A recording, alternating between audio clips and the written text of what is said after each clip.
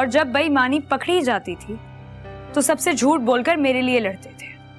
मुझे नहीं पता था कि बड़े होकर मुझसे ही बेईमानी करके हमसे रिश्ता खत्म कर देंगे ये।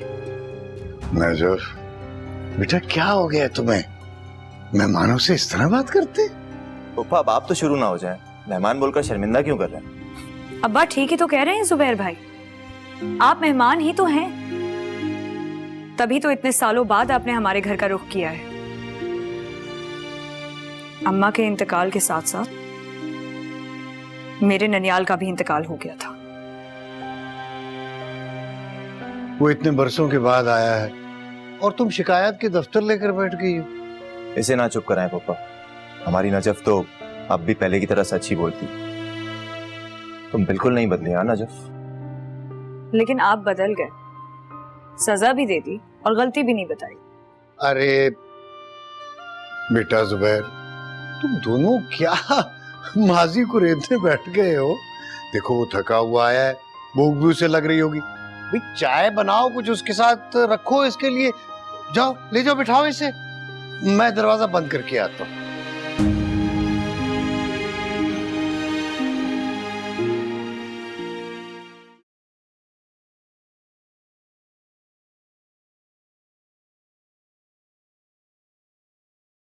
पप्पा यहाँ पर एक अमरूद का दरख्त होता था, बड़ा मजा आता था उससे फल तोड़कर खाने में। लगता है अपनी उम्र पूरी कर गया।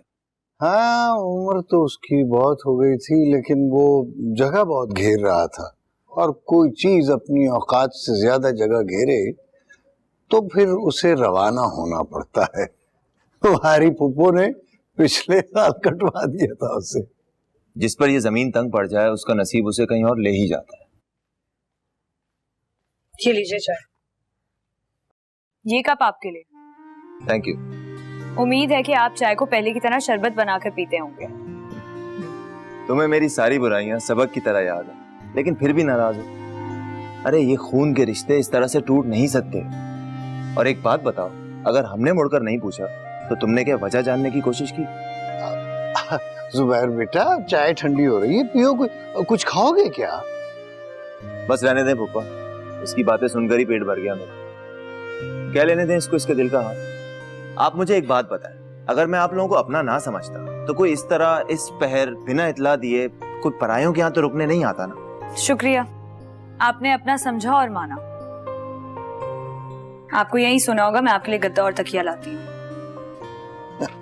वैसे पुप्पा है बिल्कुल पुप्पो की तरह, जुबान से चाहे कुछ भी कह ले लेकिन दिल से नफरत नहीं करती किसी से। हाँ, दिल की साफ जो है मेरी बेटी। इसीलिए आपने उससे बहुत कुछ छुपाया होगा और वो इल्जाम मुझे दे रही है। पर चलें, अब तो सब ठीक हो गया ना। आना जाना होगा तो सारी गलतफहमियां और नाराजगियां खुद ही दूर हो जाएंगी।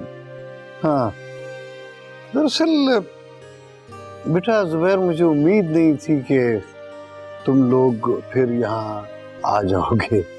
उम्मीद तो मुझे भी नहीं थी पुप्पा। जिस तरह से अम्मा और पुप्पो की लड़ाई हुई थी, कोई सोच भी नहीं सकता था कि मैं इस तरह से वापस आ सकूंगा। लेकिन देखें किस्मत आपसे क्या क्या करवाती है। अब्बा की तबीयत और बेबसी की वजह से ही सही, लेकिन मुझे यहाँ आना ही पड़ा। क्यों, क्या हुआ उन्हें? नहीं, लगता है कि अब उनका जिंदगी से दिल भर गया है।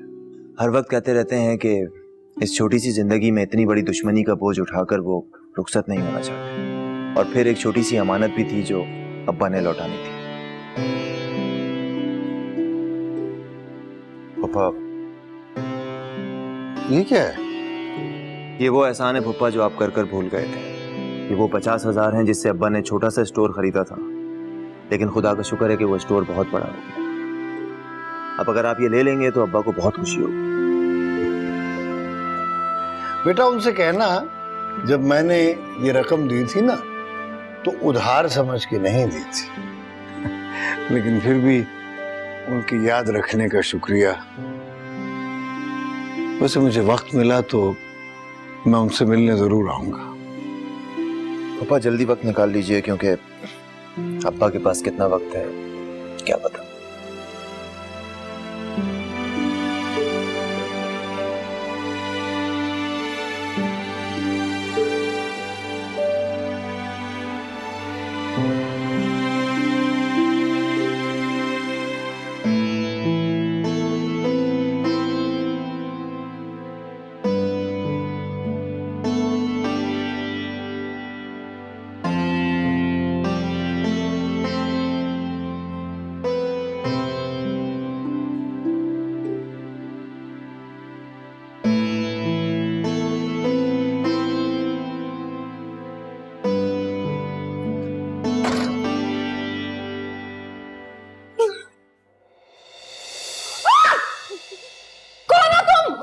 जुबैर जुबैर फूफी जुबैर जुबैर जुबैर।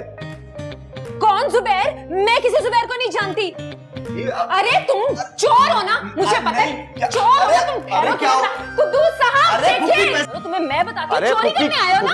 क्या करने आए हो ना? अरे कहाँ जाते हो? हाथ छुड़ाते हो? मैं बताती हूँ कौन हो तुम? कौन हो? अम्मा, अम्मा क्या कर रही हैं? याद नहीं है जुबैर भाई है, एक ही कजन है, उनको भी आप मारने पे तुली हुई हैं।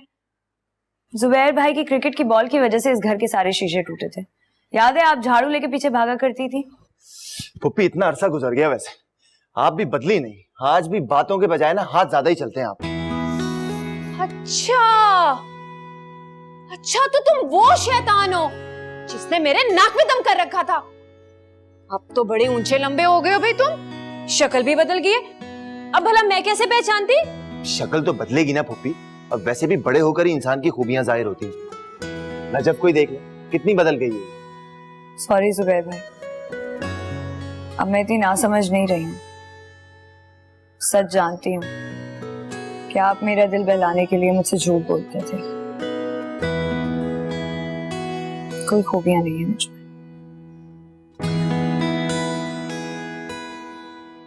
लेकिन ये अचानक कैसे आना हुआ? तुम मुंह उठा के सीधा घर ही चले आए हो, क्यों? वालदा बेगम, हर चीज पर सवाल उठाना छोड़ दो। कुछ चीजें खुद ब खुद हो जाती हैं। जाओ बेटा, जुबैर जाओ, तुम हाथ मुंह धोकर फ्रेश हो जाओ, फिर नाश्ते में बात होगी। जी पापा। वैसे पुप्पी, हम कराची वालों का ना दिल बहुत बड़ा होता है। हम तो दुश्मन को भी चाय पानी पिला के ही घर भेजते हैं। मैं तो फिर आपका अपना हूं। अब देखते हैं कैसी खातिर करते हैं आप लोग। माफ करना जुबैर बेटा, मुनाफका तो तुमने अपनी तरबियत में सीखी होगी, लेकिन हमारे यहाँ ऐसा नहीं होता। खातिर करेगी ना तुम्हारी वो कजन, वो करेगी तुम्हारी खातिर।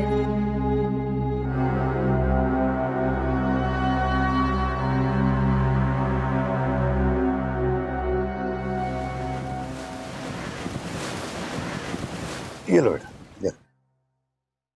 ध्यान से नाश्ता करो।